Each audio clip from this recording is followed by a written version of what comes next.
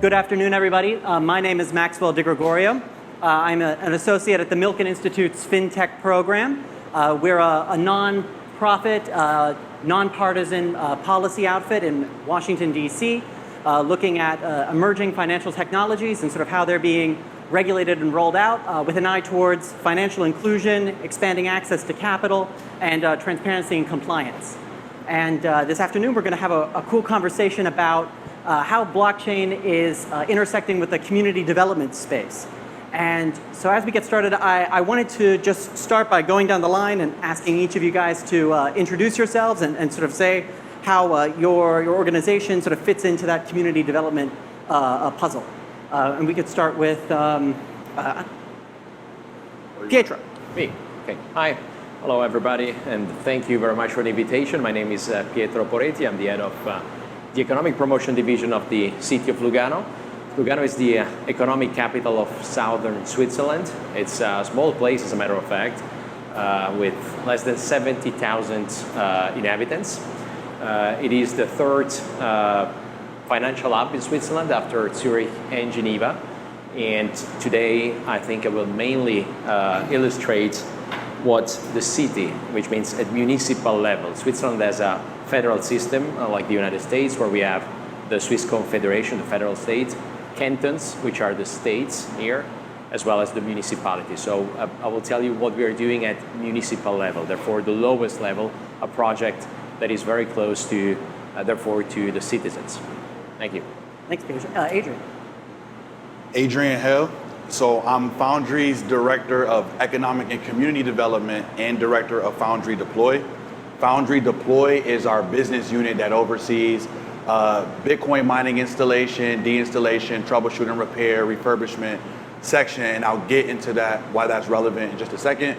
In addition to my roles at Foundry, though, I'm also a member of the New York State Board of Regents, which is our state board of education. So my responsibilities there influence a lot of the work I do at Foundry, and I'm super excited to talk to you all about that today. Just a little bit about Foundry. If you don't know about us, we're a wholly owned subsidiary of the Digital Currency Group, or DCG. We're like the infrastructure arm, and we also are responsible, our pool, for about 33% of all new Bitcoin minted. So for those of you who monitor the mempool, Foundry is the largest pool. Right now, we brought that back to the United States since China banned Bitcoin mining. And so that's the company I'm representing today. Matt? I'm Matt Melbourne. I'm a senior director at Republic, largely focused on tokenized offerings. Republic is a private markets investment platform. We're basically building the operating system for the private markets. We've done more than $2.5 billion in transactions across 2,000 companies with 3 million investors on the platform. I joined as one of Republic's first full-time employees. And most of what we're doing and focusing on in the next 18 months is tokenizing the platform that we've previously done this investment through, and working with clients and partners like municipalities and other governmental organizations, as well as private markets projects on tokenization and fundraising via tokenized assets. Oh, yeah. Thank you so much, Matt. To open up the conversation, I wanted to first go to you, Adrian.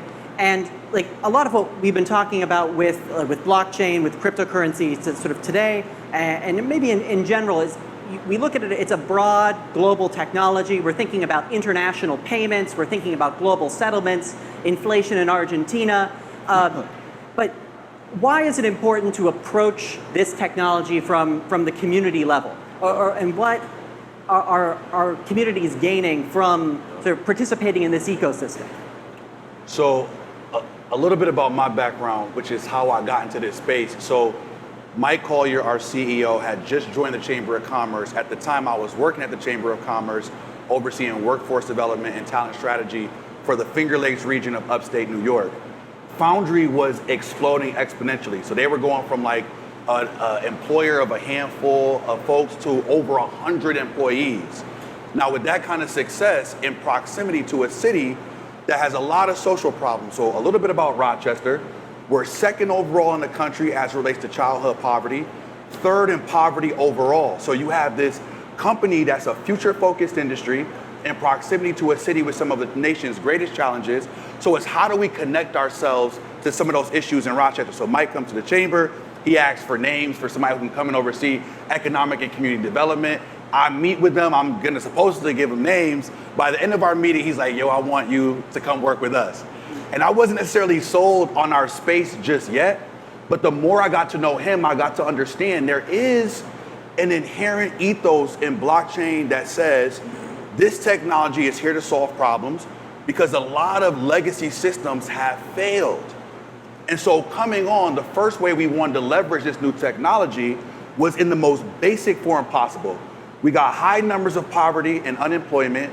We have new jobs. How do we create on-ramps into those jobs? And so one of the first things I created when I came on to Foundry was the Mining Engineer Fellowship, which was how do we take graduates who recently graduated from our city school district, employ them at a gainfully employing wage, so $60,000 a year in upstate New York, which is 200 times that of an African American within our city and 300 times that within an African American within our state.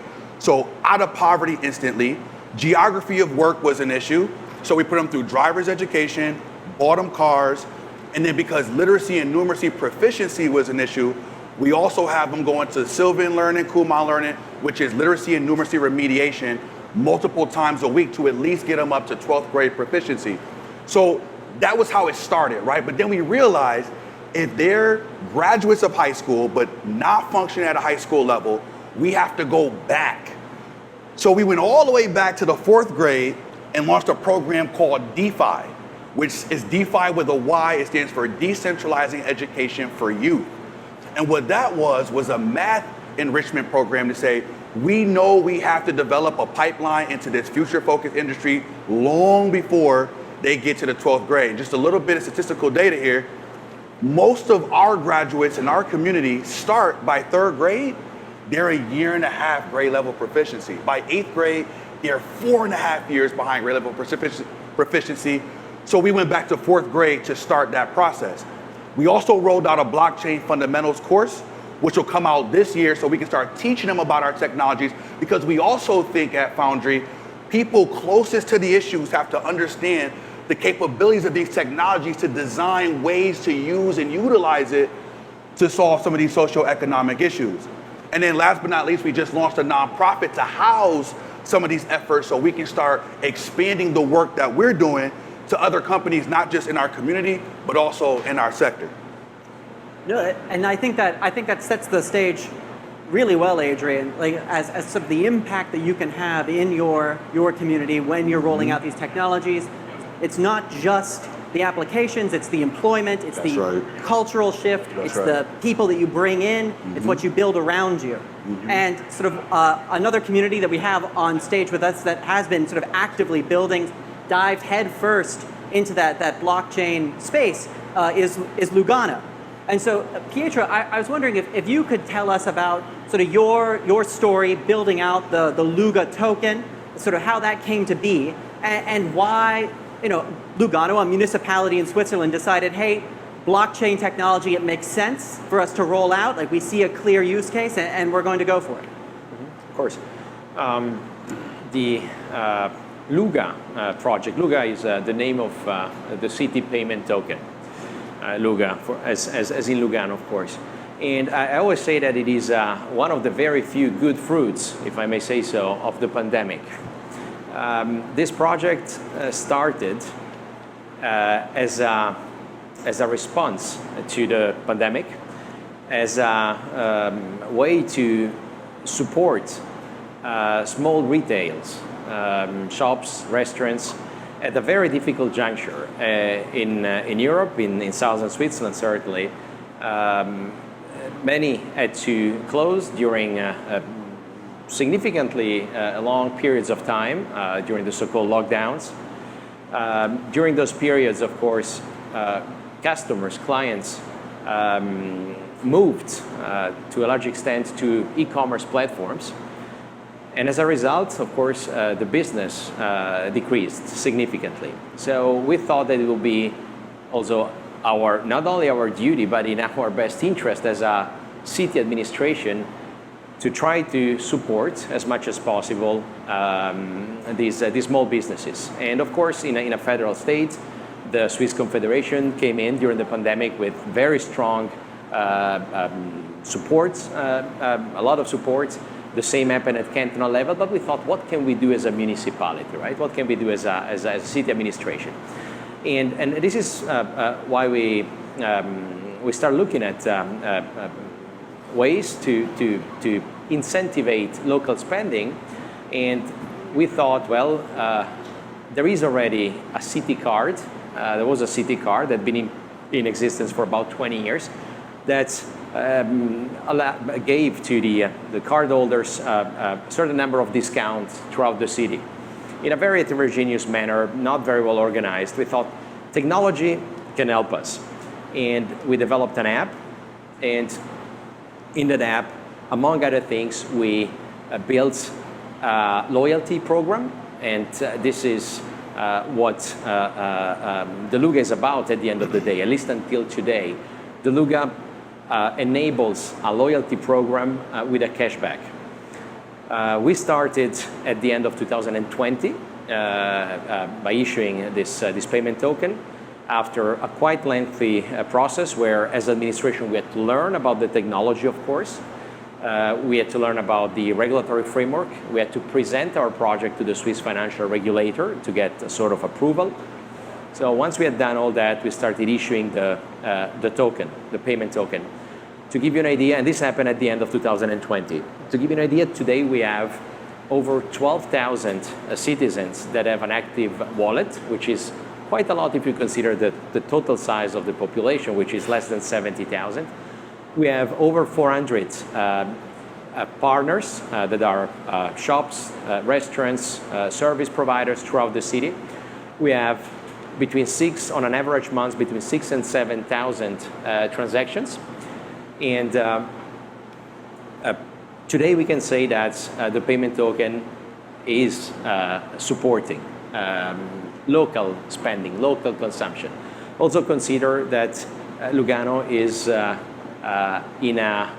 when it comes to retail, of course, in a bit of a difficult position because it is surrounded by Italy. And the temptation, let's say, to cross the border and do your purchases, let's say, on the other side, let's say in Italy, is quite strong. Things tend to cost a bit less. The currency exchange, Swiss francs, euro, it's also quite disadvantageous if you are a retailer or a business, let's say, in Lugano.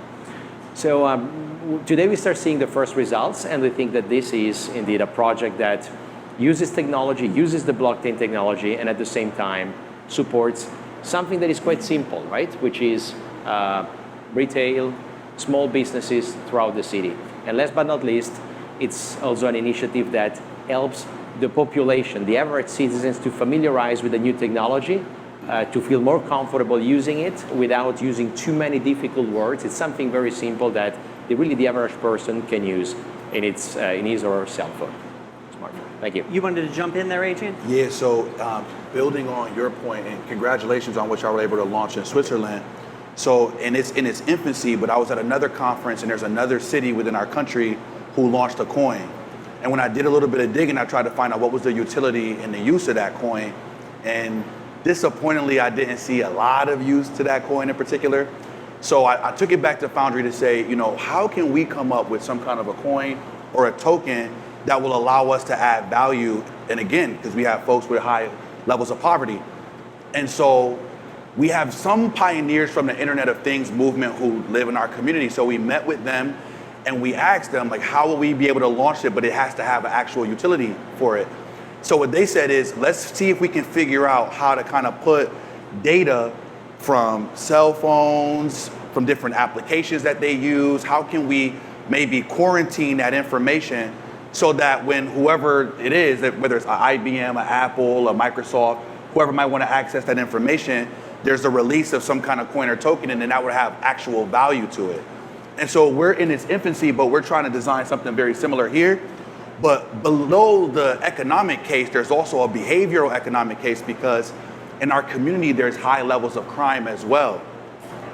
And so if we can make the case that there's actual value to positive, productive behavior, that it can also potentially be, prosperous for you to behave in one way over another. It can also help us try to deal with issues such as crime. We've had a recent upticks in carjacking since Kias and Hyundais. So that's also something that we're trying to do as well. I'll probably get with you after this and ask some more detailed questions. And, I think that question of local currencies and community development is very interesting. Like, how can you keep money circulating within your own community, within small businesses, local merchants, and to keep that money so it builds up those towns, those communities. And I think it's a very interesting application of the technology to be able to create those own ecosystems. But now sort of turning to Matt. So we're talking about some of these public initiatives, sort of like how we're getting municipal governments involved, how we're engaging with stakeholders, the education system in some cases, and like where I had a sort of a great conversation with Republic a while back at Milken, where they laid out a vision where one of your colleagues said, like, public sector buy-in is going to be that first step to sort of broader integration of blockchain technology into the economy, and it was a great story. And I was wondering if you can sort of explain sort of Republic's vision and sort of why that you see this as sort of a first step or maybe a preliminary step to sort of building out something bigger. Absolutely, and I think at Republic we see governmental or municipal participation in the ecosystem very much as a driver of potential regulatory and legislative change for the industry. So it's regulators, depending on, in the US also depending on who is currently in the federal administration, they love to hear stories about municipal or governmental participation and community development aims to a particular technology, and their openness, I think, correlates with that. So I think there's that aspect which is important for us. Republic largely operates in the private markets and in the private sector, but we do have some public sector clients. But in the private markets, we do love to hear that public-private partnership and public adoption of that technology because it's good for the industry as a whole. Thank you very much, Matt. Yeah. And so then, like a question sort of I had, sort of building up of some of the work that's happening in Rochester, some of the work happening in Lugano is how can you transplant these projects? How can you what are the hurdles that you're seeing to getting public sector buy-in when you come at them with projects like what you're proposing? And then how are you working through that process? And then maybe like how can other communities sort of take what you've been successful with, building your own municipal blockchain out, building your own local currency? How can you see a community like maybe Quincy developing like such a local currency? Or how can another community take these education initiatives that Foundry has pioneered and build them out there? Pietro or Adrian, you can sort of take a step. Pietro, go ahead. Yeah. So I'm from New York, and who else is from New York in here? Anybody? This guy. A couple. So you got to be from New York to understand the moratorium that passed the legislature last year. Okay, so there's a 2-year moratorium on crypto mining in our state right now, and there's also proposals from our state attorney general's office to create more restrictive regimes that really will discourage actors from our industry to want to partake in New York State. I don't want to talk too long, but the reason that this panel and this work is super important, and make no mistake, because whether it's states like New York or even the federal government, if people don't have tangible access to these technologies, and if folks don't understand why we're trying to do what we're trying to do, this whole perspective of the Bitcoin bro, or it's a handful of people becoming incredibly rich off this industry, is going to be the dominant narrative, and we're going to continue to see folks who come after us just for sport because it's an easy kill and an easy win. I lived in the New York State legislature when we were fighting the moratorium bill, and myself, and shout out to my colleague Kyle Schneps, who's on his way to Beijing right now to do a talk for Antminer. but we lived at the Capitol to talk about, why this industry was so important in the work that we're doing, because the Biden administration is somewhat hostile to our industry as well. So this work is super important because it exposes and introduces other areas of our industry to everyday common lay people. And if the average person is not bought into what we're doing, there are dark days to come for our industry in the future. So we have to continue to figure out what are some of these, initiatives and efforts going on, and how can we scale it to the point where everyday folks understand what a restrictive policy or law means for their livelihood. And Pietro, the Lugo token, is it a public or a private blockchain? It is currently on a private blockchain. Yeah. It is on the CT blockchain, which is our second experiment, let's say, our second project, launched in the fall of 2021, so soon 2 years. It's a proof of authority blockchain with about 30 nodes, verified nodes. The city has a couple of nodes. The universities, the local university have a couple of nodes.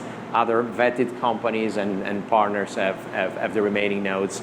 So it's on a private blockchain. Maybe just to follow up on what Adrian was saying, I think that as municipality, of course, as public administration, what you would do is whatever you do should be aimed at making the life of your citizens, of your constituencies better, right? Improving it.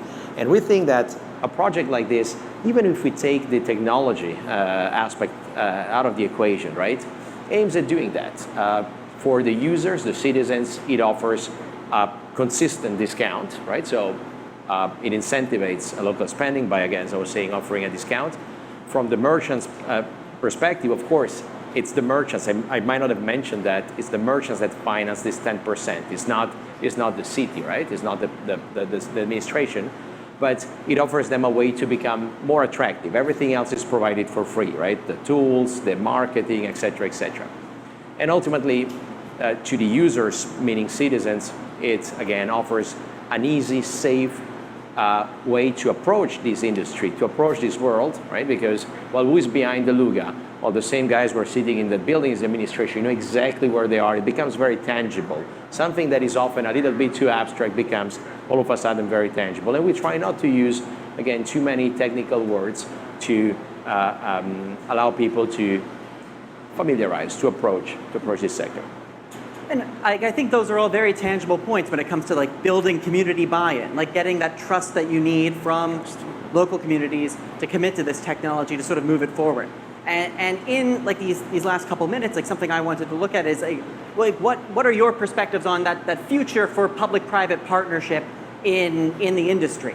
And maybe Matt, you could start with this discussion, but I'm sure from like the perspective of the federal government, some state governments, some hesitancy. Like a lot of this action is happening with like local governments, these workshops of democracy that we have like in the U.S. And like where are you seeing certain movement? Where are you seeing opportunity? Well, for example, in the U.S., municipal securities and municipal debt has to fit under a federal and state securities regime. So what that means is, for example, a privately owned broker-dealer like Republic can work with a municipality to help them issue debt.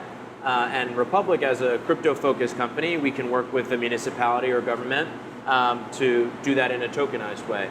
And we think it's super important for the adoption of crypto and DeFi as a whole to get as many assets and as many people participating in the asset class and in tokenized assets as possible, because even if you take the DeFi maximalists or the folks that are pushing for full decentralization or